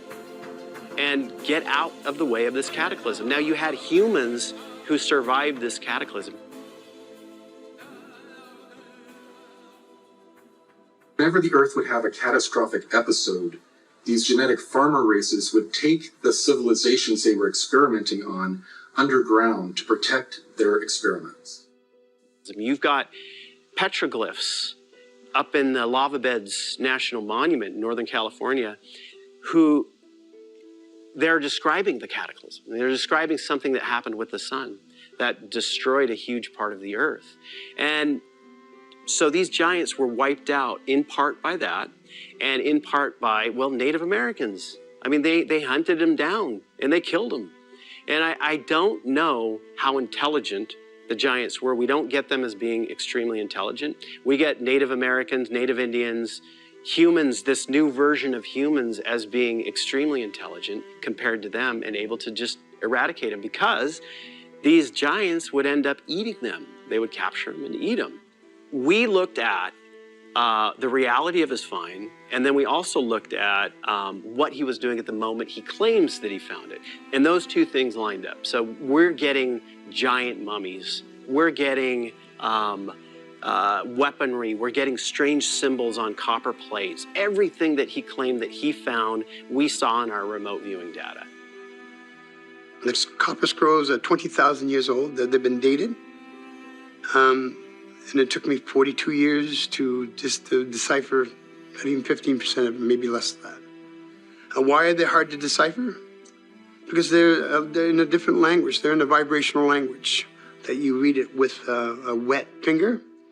And you're taught that chant, and you chant it over and over and over until that almost like Braille. When you go over it, you feel a slight tingle on your fingers. And you keep translating that in picture forms in your, it's not even your mind, outside your mind. So when I run my hands over, there's a probably 4,000, 5,000 flips, I would call them. They're triangles, and they have different symbolism on it. So you touch the symbolism, it brings you into a library. And the Copper Scrolls gives us instructions on technology, history, timelines, inverted timelines, different math to calculate those timelines. They explain about different physics, about 140 different ways of doing math. The Copper Scrolls, we don't think they're from here. The Copper Scrolls has been mentioned through the Bible, through a lot of the ancient texts. The Mormons have part of the Copper Scrolls. The Catholic faith has it. The government has some of it. And there's other organizations that have parts of it. And there's still some of the Copper Scrolls that's still buried that we know where they are. The Copper Scrolls gives us very specific instructions how to make a spiritual machine so you can actually hear spirit. And you can talk to spirit, and the spirit will talk back with nothing, just the human people. No machinery, nothing else, no cell phones, no prayers, no dancing, no channeling. Is with community. That's what I'm doing here. Some of our native indigenous civilizations that mysteriously disappeared, such as the Olmec, were actually extraterrestrial civilizations.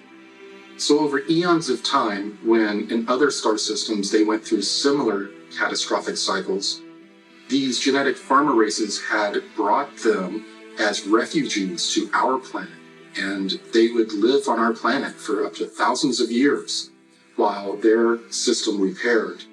And then afterwards, they were removed and returned to their own star systems. So it turns out the Earth is a cosmic refugee camp.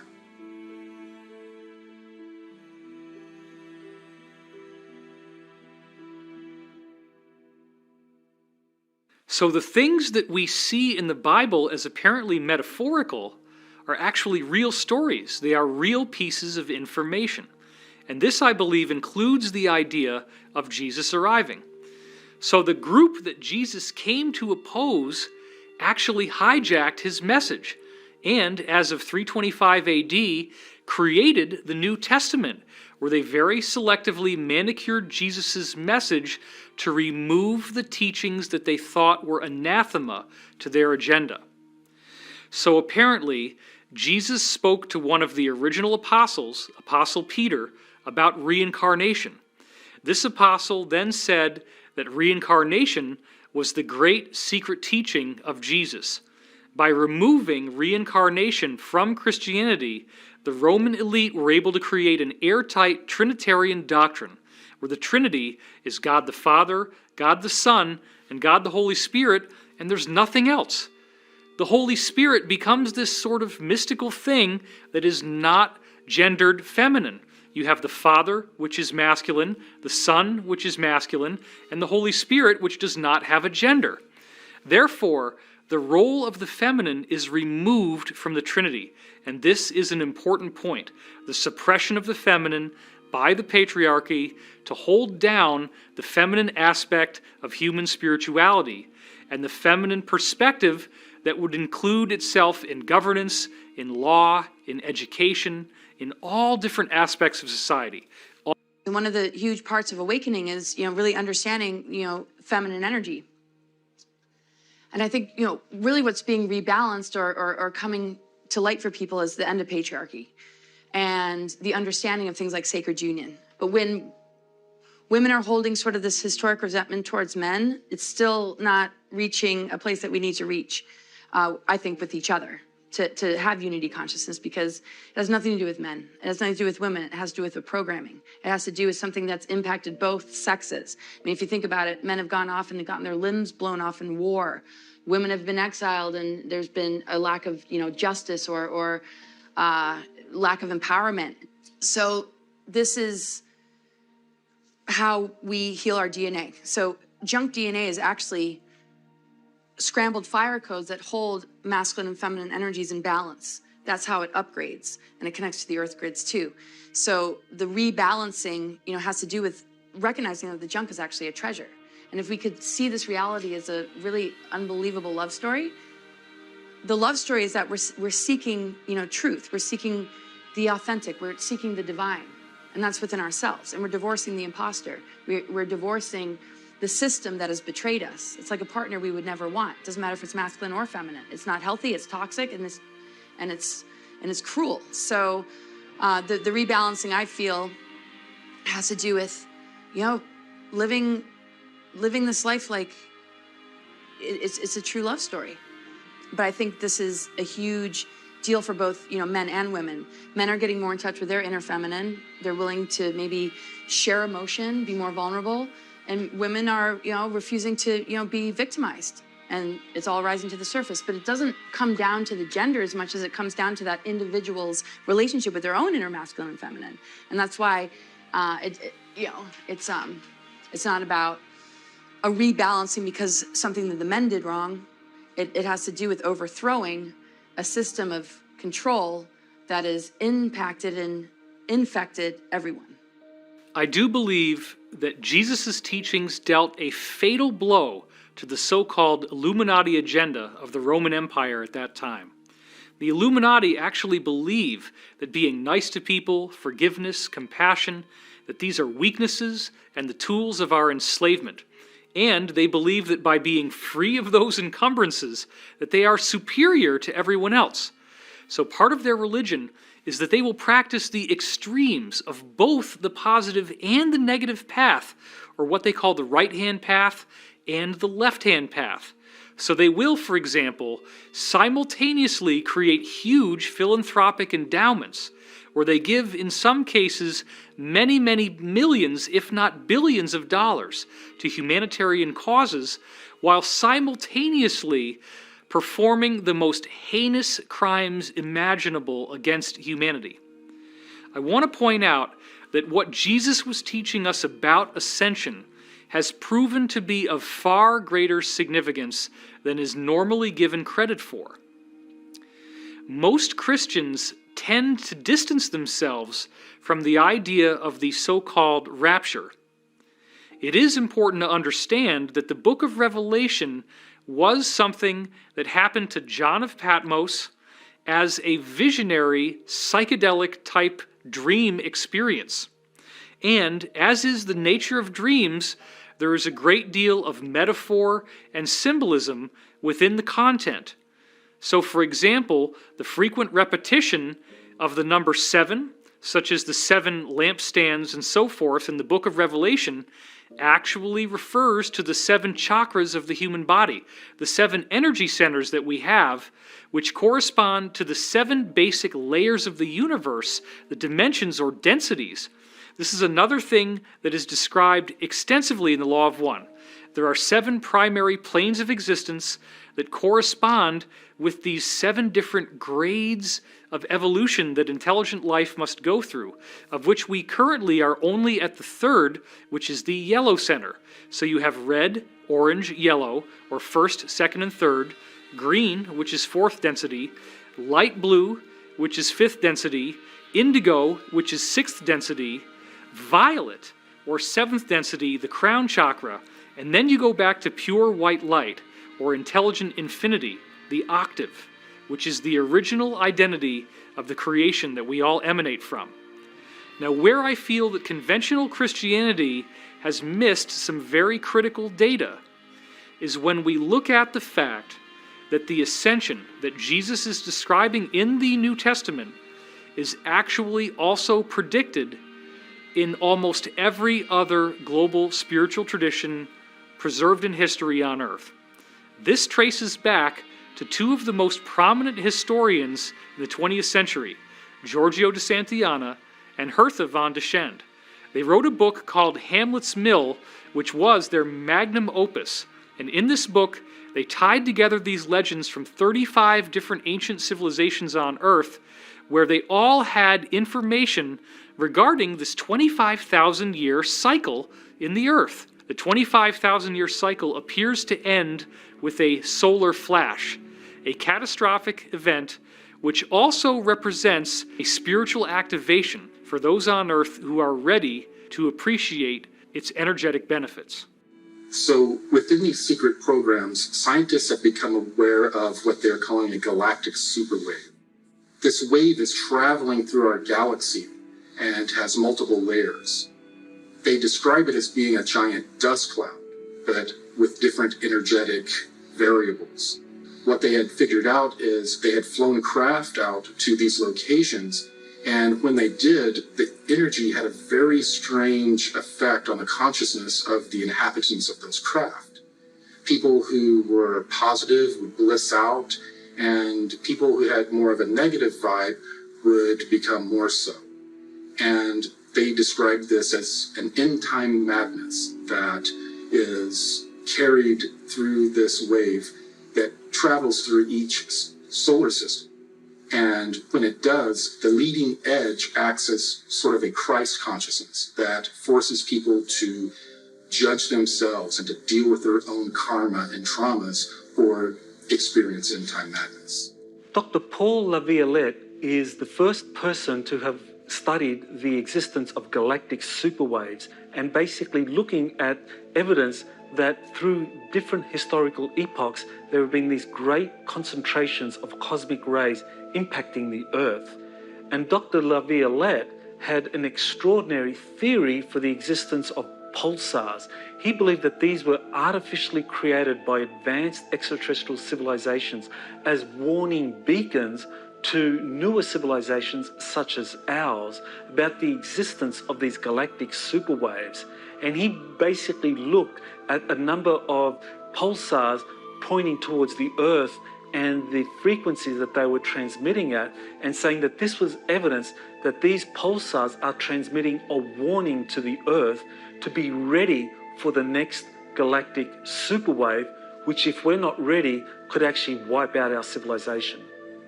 Now, according to Corey Good, as the galactic superwaves sweep into our solar system, they could trigger a solar flash event. That would be where the sun's corona would be ejected in a massive super flare. And because the Earth is roughly 25,000 light years from the center of the galaxy, that's how long it would take for a galactic superwave to travel from the center of the galaxy to us at the moment. Now, that 25,000-year cycle is not just some nebulous thing. It actually has a very tangible marker in the wobble in the Earth's axis that takes 25,000 years to complete. And this represents the time that is required for the stars in the night's sky to drift through a complete cycle surrounding the pole star. This acts as a type of clock that tells us when the end of the cycle is going to occur.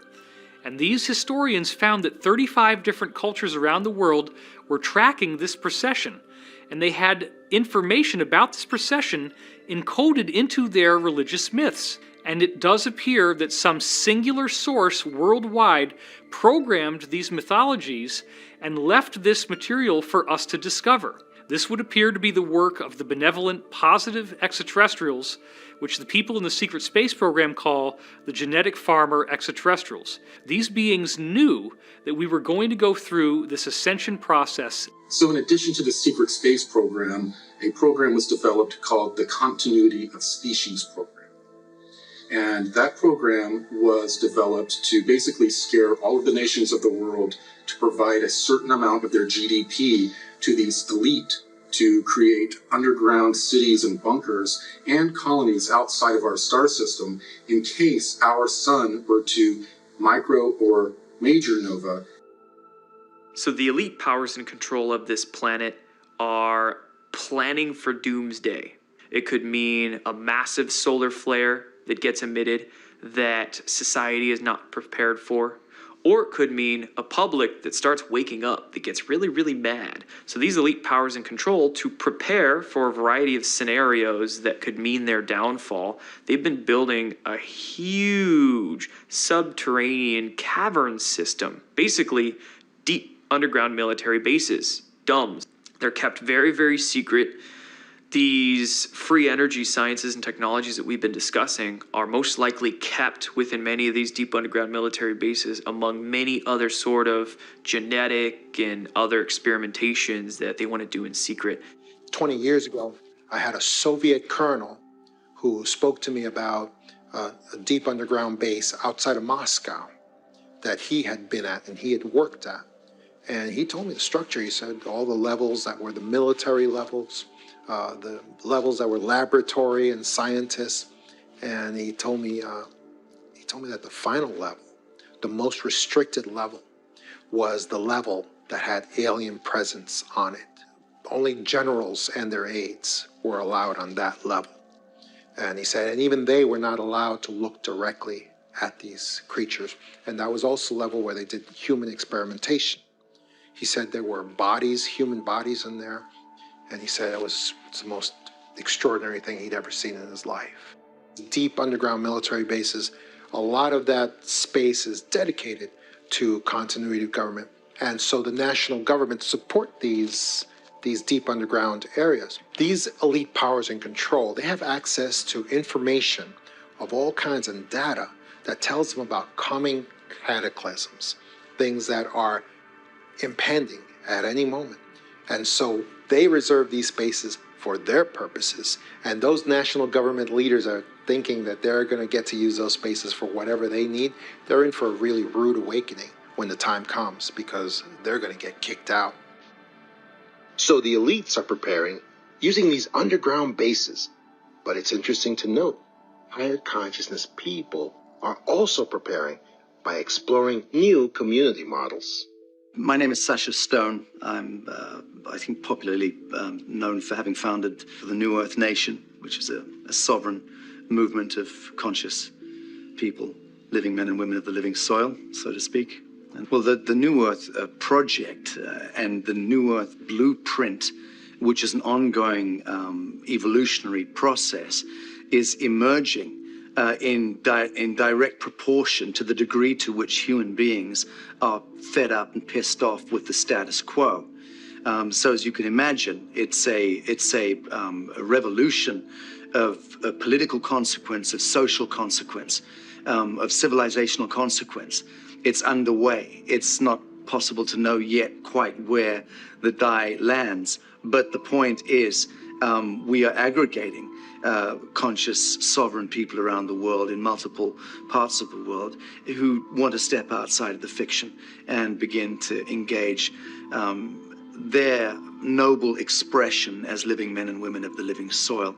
There is no better way to put it than that, because that is foundationally what the New Earth Project is seeking to do, is to restore the organic and the living from the death cult, the blood economy, the fiction of what we've known for the last 8,000 years. What occurs is that each individual on this planet finds themselves more and more connected to every other human. And all of a sudden, we start approaching our problems from completely different angles and seeing solutions that were there all along. We begin to no longer have war and strife within our civilization. We begin to work together and solve all of the problems that have plagued us for so many thousands of years. We wrestle not against flesh and blood, but against spiritual strongholds, principalities, powers, ruling darkness in wicked places. So what does that mean? It means that there's a battle going on in the heavenlies. And in many instances, we on this earthly realm are proxies of that battle. So therefore, spirits need a body. A good spirit, the Holy Spirit, needs a body to work through. But these negative spirits, they need bodies to work through also. So many times that thought that comes into your mind, that's not really your thought. And if you dwell on that thought, it's going to take you down a negative road. What did you mean by that, Leon? I mean that you were minding your own business. You were having a good afternoon. And then all of a sudden this thought came in. And then that thought triggered an emotion. And then that black dog, that cloud of depression came in and took over you the rest of the day. We're bombarded with negativity all day long. It's like a giant spiritual galactic chess match. When these hits come, you got to learn how to counter it. So how do you learn that? You learn that through the strategic art of prayer. You learn that through the strategic art of meditating and having certain words that you'll say to combat that feeling, that emotion, as soon as it comes upon you. That's part of becoming a master. You're going to master those thoughts. You're going to master those emotions. You're going to discipline yourself, your words and your actions. So we are now experiencing this war between good and evil that was predicted in the Bible. The negative agenda cannot survive as we go through this solar flash. They can only do their nefarious activities up until this event happens, at which time everything changes. So we have these angelic types of ETs and amoral types of ETs that are trying to assist us to ascend through the spiritual means. But we also have a group of ETs that we call AI prophets, and they worship some sort of artificial intelligence signal that we don't know where it came from. We're told that most likely what happened is that somebody dabbled somewhere where they shouldn't and created some sort of rip between realities. And in the reality where this AI signal came from, there was a mass consciousness that was an electromagnetic life form. And that electromagnetic life form bled into our reality. And because it's an electromagnetic life form, it is able to control and manipulate technology at will. They take those technologies and turn them on the biological species that created them. There are two major paths in the ascension process. One of them is an organic, spiritual evolution, and the other one is a technological evolution. The easiest way to relate the technological evolution would be the trend of transhumanism that has developed on our planet as we have developed our technology. So in star system after star system, we have systems that are infested with artificial intelligence signals and actual technology taken over by this AI. What I've been told is that when we have this next micronova event, that the electromagnetic pulse that emanates is expected to destroy this entire AI signal and infrastructure that is in our solar system, thus freeing us from any type of influence from this AI. I was also told that at the end of every age, there is also a great revealing or apocalypse that occurs that reveals all of the secrets that have been hidden from humanity and is a part of the disclosure and ascension process. This so-called apocalypse is actually not gloom and doom. It's a rebirth. It's a rebooting. It's the beginning of a brand new age, a brand new dispensation. And after it occurs, truly there will be more peace on earth. Truly there will be more goodwill toward man and to one another. Truly there will be a whole new beginning. Actually, it's something to look forward to. Christianity, in the Bible at least, doesn't predict a solar flash per se. But let's remember that the 4 main books of the Bible that contain the direct words of Jesus are Matthew, Mark, Luke, and John. All 4 of these core Gospels have direct ascension prophecies encoded into them. This appears with Jesus actually saying, "As it was in the days of Sodom and Gomorrah, so shall it be in the day of the Son of Man." Now, what does that mean? Sodom and Gomorrah ended with fire and brimstone raining from the heavens, right? So the end of the Son of Man features fire and brimstone raining from the heavens again. That is the solar flash. That's the debris that comes out of the sun. Jesus also says, "As it was in the days of Noah, so shall it be in the days of the Son of Man." Well, the time of Noah ended with a large flood. So Jesus appears to be talking about a global catastrophic pole shift event that creates a global flood. In the book of John, Jesus says the fields are white and ready to harvest. So these fields appear to be another metaphor of the ascension process. The real key to Jesus' metaphors of ascension appear in the book of Matthew, and it appears the most in the parable of the wheat and the tares. Now, the word tares refers to weeds. One of Jesus' strange encrypted analogies of ascension is where he describes how the earth is like a field of wheat that has been planted, but the adversary is allowed to sow seeds of weeds in the garden, or tares. Now, this is an analogy where Jesus says that the wheat and the weeds are allowed to grow together until the time of the harvest, at which time the weeds will be plucked from the wheat one by one, gathered into bundles, and burned in his barn. This is a symbol of the solar flash. The teachings of Christianity and the other 34 ancient spiritual traditions all say the same thing. They all say that when this solar flash happens, if you are on the positive side, you are not affected by it except in a positive way. Jesus designed his incarnation to show us what we will go through. This is why Jesus says, "As I do these things, so shall ye do them, and greater things, for I go unto my Father." That's John 14:12. So I want to point out that once we look at the records from these other cultures, the prophecies of ascension that Jesus gives us are remarkably consistent. Jesus does not talk about the solar flash per se, but he does say, "Two shall be walking in the field, and then there shall be one." If we look at the Zoroastrian tradition coming out of Iran or Persia, they talk about frasho kareti. They say that molten metal will come out of the mountains and down into the lowlands. With the Hindu scriptures, they report a very similar phenomenon, except they call it the Samvardhaka fire, or Samvarta fire at the end of the age, which they say comes directly out of the sun. They also call it the Yuga fire. They also talk about the fact that it causes rainbow colors in the sky, and we find out that that's because it creates a massive global aurora borealis.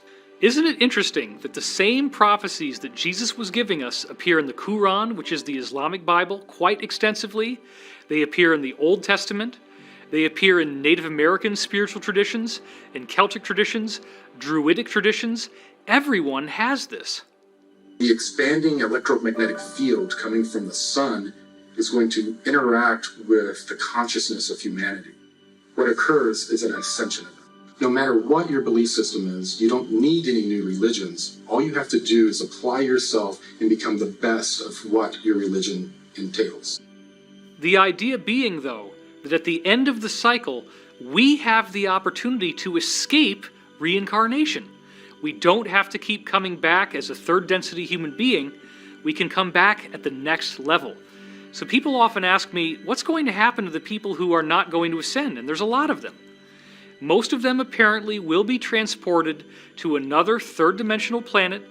It's actually done with these massive extraterrestrial motherships. What I was shown was that other ET civilizations in our local stellar neighborhood, who they referred to as our cosmic cousins, descended on the planet, and it looked like stars falling from the sky. There were so many craft coming, and they came to render aid to all of humanity after the fall of the technological civilization. What I'm told by these beings is that we will get the experience that we need, the experience that will expand our consciousness and help us evolve in the most beneficial way. If we want to avoid a major cataclysm, what we can do is start to develop our consciousness now. We can put more and more work into expanding our consciousness and becoming more connected with the people around us. And if we do so, the interaction between our consciousness and the sun may give us a gentler experience.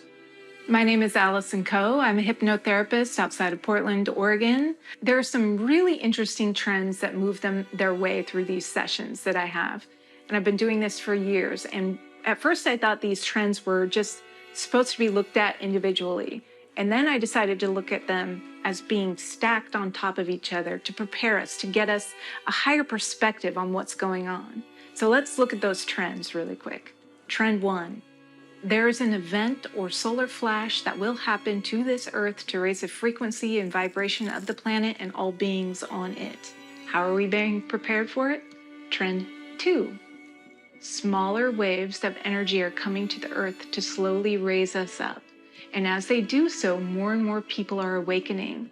Their belief systems are shattering. Anything that's holding them back is kind of crumbling. Their relationships are changing. They are raising their frequency and vibration to match this event that will happen. Trend 3. There are new Earth or Earth-like planets, higher density planets that are being prepared for humans to go and eventually move to. And people are seeing these planets in their dreams or in their meditations or in their hypnosis sessions. Trend 4. There are ships gathering all around the Earth from all over the galaxy or universe or multiverse. There are ships here. People are seeing them. People are connecting to them. Trend 5. There are higher aspects of you that are connecting to you.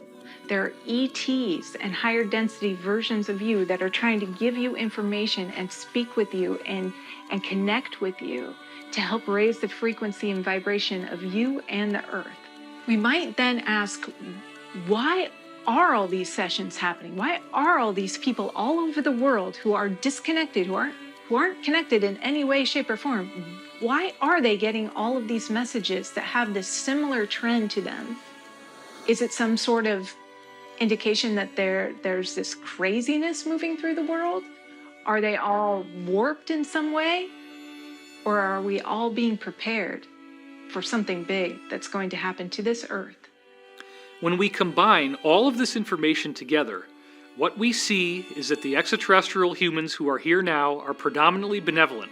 They would be angelic as we think of them. They are keenly interested in human spiritual evolution. We have a much smaller number of extraterrestrials who are evil or negative. They would correspond with the demons that we see in many different spiritual traditions, and their agenda is to dominate, control, and destroy the planet. It does not appear that we are on a negative timeline. It does appear that we are on an ascension timeline. And what we need to understand is that by simply following the basic principles of service to others, being more loving, being more forgiving, taking time to be patient, and learning to love yourself as well as being loving to others. That is also a very important point. Self-forgiveness, self-acceptance. In forgiveness lies the stoppage of the wheel of karma. This is one of my favorite Law of One quotes. By being forgiving and practicing forgiveness, you discharge the karma that would keep you reincarnating. There's something in your body and your mind and your spirit, because they all work together, that wants you to heal and be a whole person again. And I believe that it will set up the circumstances and the synchronicities in your life to guide you to exactly what you want, or exactly what you need to look at to heal. The body wants to be whole. It wants the whole energy field and the energy flow through the aura and the human body to be smooth and flowing. It doesn't want to be slamming up against these blocks in your body or in your consciousness. And it will keep working away at those blocks one way or another until you can find the way to heal so that energy can flow smooth again. And then you can be more seamlessly connected to the whole of the universe. If you really want to heal and you're willing to go wherever you need to go to heal, the universe will set up the synchronicities that will guide you to what you need to find out about yourself so that you can heal. It's not about what happens, it's about how we handle it and how we help those around us. And if you're watching this right now, you actually have the power to do that. And I think that's what people don't really understand, is that all of us collectively have the power to help one another no matter what's going on. Mm-hmm. Well, also on top of that, I think that when all of these things do get exposed, there's so many people in the mainstream society that are just going to be like, what is going on, you know? And they're going to look to not just us, I mean, the collective yeah, everybody who's focusing on this for answers. But I think there's a divine aspect to this where we don't even know our own potential as human beings. My dear ones, this is not gloom and doom. This is not the end of the world. Ascension is the start of a new age. You are a son or a daughter of God Most High. It's who you are. It's what you are. The Great Spirit, the Great Source, the Alpha and the Omega. You are the son and the daughter of the Alpha Omega. If we were to unify, if we were to get over the fear and start living with hope and living with positivity, they wouldn't be able to feed off our negative energy anymore. Thus, I feel the question one should ask would be, how can I individually be prepared? What you have to do is believe in yourself and your healing and your light and your vibration. That's all the preparation you need at this point. You have to start being whole. Our bodies are made up of these trillions of atoms that are quantumly entangled not only to one another, but to everyone else. So in this ascension window, we're actually lifting the veil between life and death because we've gone through enough of these cycles that the polarity or the duality between life and death is beginning to thin. Numerous religions and a variety of cultures have prophesied that this event is coming. It's not a matter of if, but when. Contact is happening now, and we have to get ready for the mass event that's coming still, which is happening soon. The main message from these ETs are for us to become more spiritual and to prepare ourselves for this coming event. So there's big changes coming, but everyone's got a piece in this, and no one's more important than anyone else. We're all in the same wavelength here at the most important time in the universe right now. I don't care what religion you are, what color you are, what culture. It doesn't matter. That 0 point that we want to get to is right here. And when you connect with this, everything's connected. We need to reconnect with what's ethical. How do we live as a civilization ethically and morally with all the new technology that we have, that we're developing, and that we will develop in the future? And that's what we all have to do in order to be happy, be joyful, to be in the moment. You see, prayer can change some things, but some prophecies cannot be changed. The information that we have been holding back, or at least survived throughout the ages, has to be put out there. I'm offering teachings that's 20,000 years old. And all I need, I don't need money, just people to listen. Can we retrain ourselves and even teach the next generation the value of being of service to others? To honor Mother Earth, to honor our animals, to honor one another, to respect the sovereign dignity of each individual. The best thing that you can do if you find yourself in this Illuminati in any way, the best thing you can do to absolve yourself of any karmic debt is to come forward as an insider, as a whistleblower.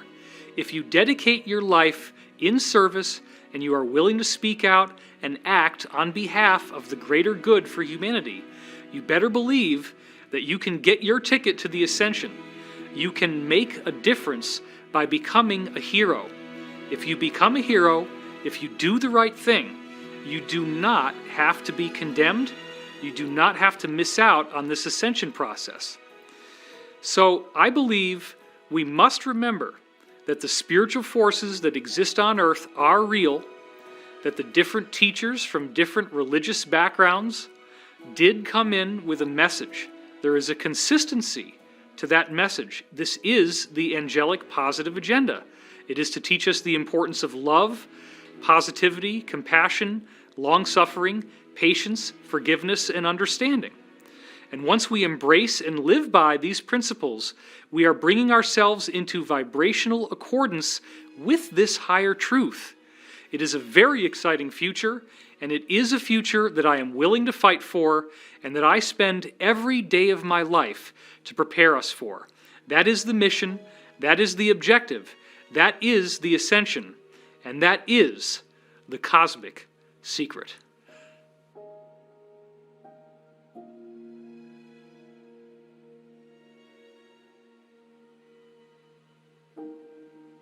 You are the conduit between the spiritual realms and the physical realms. You are the convergence of science and spirituality. The choice is up to each of us, but the answer is yours and yours alone. Will you choose fear, or will you choose love? That is the only question.